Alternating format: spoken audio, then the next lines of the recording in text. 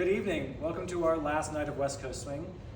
So what I'll do tonight, I'll recap the basics. So that's our basic patterns that we did over the last 4 weeks was the sugar push, left side pass, right side pass, and the whip.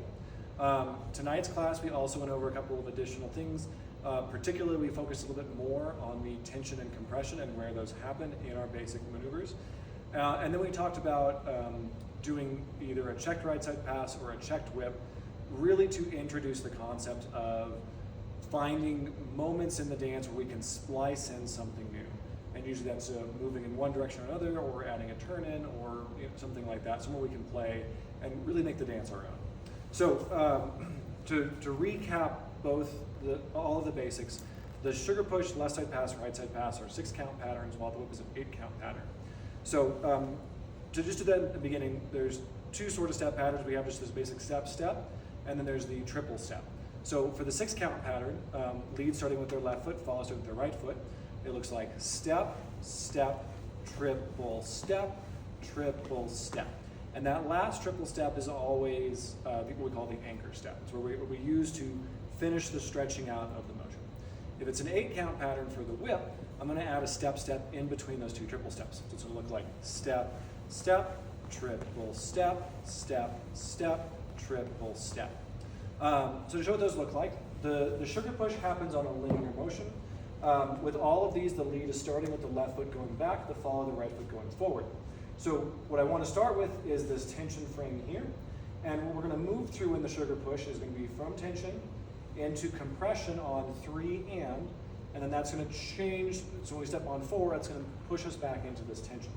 So that looks like is 1, 2, 3, fully compressed, 4, 5, and 6. And I talked a little bit about, imagine there's a grapefruit that I want to have between my body and my elbow. And when I'm in tension, I don't want to be fully extended, and I don't want to be just like this, right? I really just want to take my hips, put my hips over my heels, and I want to think about like I'm trying to just have a grapefruit-sized space between my elbow and my body. And then as I move into that tension, I'm going to kind of squeeze that grapefruit, right? So it will look like 1, 2, 3, and 4, 5, and 6.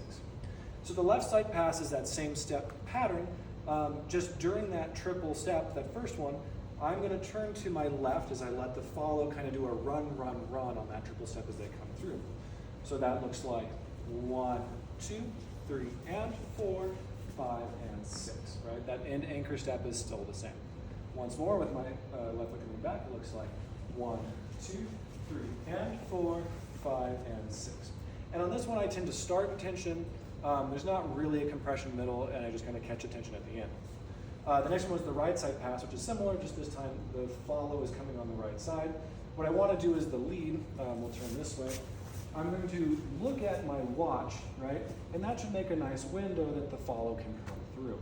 So when I do the right side pass, I'm going to step 1 out of the slot, 2, making that window where I can see the follow coming through. Same thing, I'm just going to go triple while the follow does a run, and then we anchor step, right? So doing that a little faster, it's going to look like 1, 2, 3, and 4, 5, and 6. And I find myself again stretched out here at the end.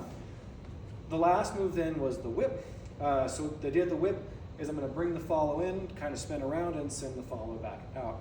And this one now we implement that 8 count pattern. And we'll talk a lot more about the tension and compression here because it gets pretty nuanced. So I start here at my tension, and I have 1, catch, 2. My elbow is at my body, and my follow is right in front of me. That lets me send the follow out 3 and here we're in full tension, right? I'm going to bring the follow back in. 4, we're going to turn. 5, send out 6, 7, and 8. So if I do that fast, it will look like 1, 2, 3, and 4, 5, 6, 7, and 8. Now for some of the nuances, this move really goes tension, compression, tension, compression, tension. So where that happens, we start tension on 1, we go to compression on 2, we're tension on 3 and, compression again on 5, tension on 6. So I'll show all those as we go through. So starting here on 1, right, I'm in that tension frame, right? We're going to go 1, catch, 2. So here I really want to think about like I'm having an accordion and my follow is the accordion, I'm just squeezing it, right? So I'm giving compression with my left hand into the follow's hand, right? And so the follow needs to have a nice firm frame here, or else that just collapses. Now on 3 and, I'm just going to let that compression come through. 3 and. Now I'm in tension with my right arm to the follow's back. So on 4, I'm going to change that direction to bring the follow straight into me, and we're going to kind of just spin through that. So it's 4. Now as I turn 5, I'm going to reapply tension with my left hand into the follow's right. 5, right? So now here I've got that compression going, right? And as I send, I'm going to let go of my right hand, send the follow out, catch tension 6, and then we just let that stretch out a little more, anchor step, right? So again, just watching the whole thing thither, I go tension, compression, tension, compression, tension, anchor step. So why that's important is those places where we have the tension and compression is what allows us to splice in a new move. So the things that we did tonight is we did basically a checked right side pass and a checked left side pass. So, or sorry, a checked whip, not left side pass. So the checked right side pass, I start the right side pass just like I normally do. I go 1, 2, 3, and, right, I catch the follow's shoulder, and then I'm actually going to give a little bit of compression here to go 4, right? And then from here, as I shift my body weight this way, we go 5, 6, anchor step. And some of the variations that we saw was things like delaying that turn and maybe doing like a walk, and then turning on the anchor step. So that would look like 1, 2, 3, and 4, walk, triple step, right? You'll notice on this one I'm a little bit lazy with the leads footwork. It more so matters that I end on the right foot and I'm tracking where the follow is. For the checked right side pass, the very simple version is I catch 2 and I just send them out 3. And so that actually turns the whip into a 6-count pattern. So that looks like 1, catch 2. But instead of letting the follow come through, I just send it back out 3, 4, 5, 6, right? I actually skip the anchor step on this one. Now, why that matters is when I go 1, catch 2, I can do a number of things, right? We can take a back step if we want to. So we talked about taking 3 back steps. 1, 2, 3, checking, taking some forward steps.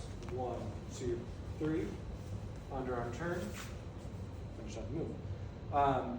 Other opportunities, I can do things,